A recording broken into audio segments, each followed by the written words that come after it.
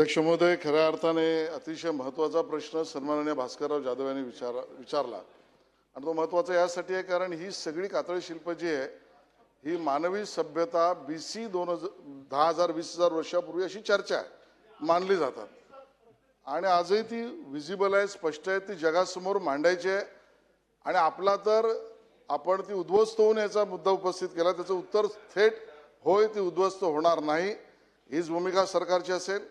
कुठलाही प्रकल्प त्या ठिकाणी आला तरी पुरातत्व विभाग, आर्किओलॉजिकल सर्वे ऑफ इंडिया याच्या पूर्व परवानगीशिवाय त्या भागात विशेषतः कातळी शिल्प असलेल्या भागात होऊ दिला जाणार नाही। 3 ही जगासमोर मांडायची, त्यामुळे त्यातली 9 तर आपण युनेस्को मध्ये संरक्षित करण्यासाठी घेऊन जातो आहोत। त्याचा प्रिलिमिनरी रिपोर्ट सुद्धा आलेला आहे। जी युनेस्कोची जागतिक वारसा घोषित होतं त्यानंतर तिथे काय विकास झाला पाहिजे याच्या मर्यादा स्पष्ट असतात आणि त्या अर्थाने या कातळ शिल्पाचं संरक्षण संवर्धन हीच भूमिका राज्य सरकारची राहील।